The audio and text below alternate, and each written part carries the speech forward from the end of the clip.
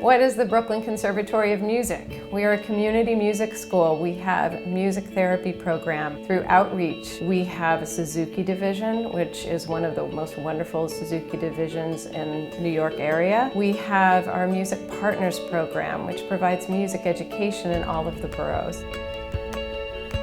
The Music Partners program has been a part of the conservatory for about 25 years. But what a lot of people don't know is that off-site, we actually reach 5,000 children. We're very committed to providing music, especially for those institutions and schools and community centers that can't afford a music program. And so the conservatory, through its own extensive fundraising efforts, tries to bring resources to different schools. I started playing with Music Partners almost 7 years ago when I was in 7th grade. It definitely showed me leadership, learning how to be a leader, because now I'm just forming, I basically run my own quintet. Once I started attending Buffalo State College, I just hooked up with 4 other guys and we made a quintet right there, so now we just play all over Buffalo.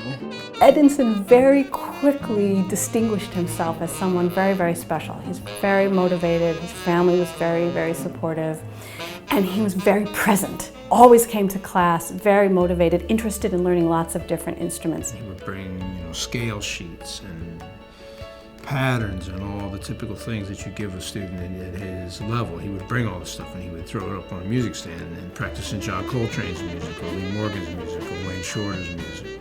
And all those things, gave him skills, it challenged him. The skills that I learned here definitely helped me, not just in music, but also throughout my life.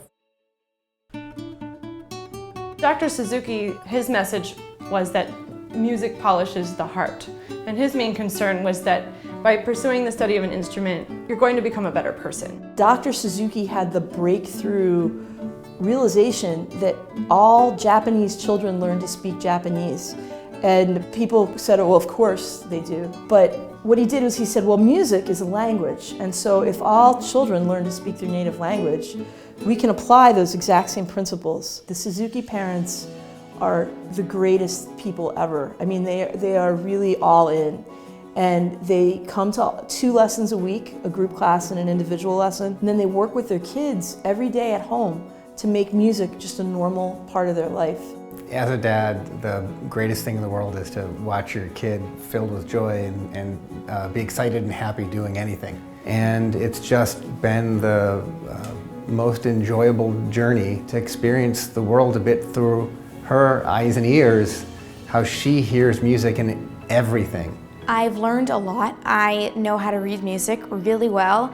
I learned how to compose my own music. I'm writing a song for my bat mitzvah currently. Every time I pick up my guitar, I can't stop playing. I don't want to put it down. Like when I'm writing a song, I just can't stop, and time passes, I'm like, it's dinner time already. I'm like, what? Playing the guitar and just like feeling the strings and just kind of being in this trance of music, it's just amazing. She's going to look back at her Suzuki experience and say, because I learned how to practice consistently, it taught me how to work consistently in other areas of my life. Because I learned how I learn best, I could then apply that to school and beyond. Because I learned how to work well with other people, I can then translate that. I think there'll be a lot of lessons that she'll take away. So in music therapy, it's different than music education. What we do is we take the lead from the child. So if the child's strengths are rhythmic or physical or vocally expressive, we'll take whatever the child is giving, and then the music therapist's job is to find ways to use the music to keep bringing out that part of the child. It's a very empowering medium, and it gives people a voice that have a difficult time having their voice heard in other ways. Oluyemi has been coming here to the Brooklyn Conservatory of Music we're in our 12th year. In music, there are words that he's not able to say. And he doesn't play the beautiful music like what other people will play because they read or know music or whatever. But to me, and to I know the therapists and the people here, it's so beautiful, and we cheer it on because at least there's movement, there's a thought, there's an intention, and there's some kind of something that's coming out of them, which is what we want.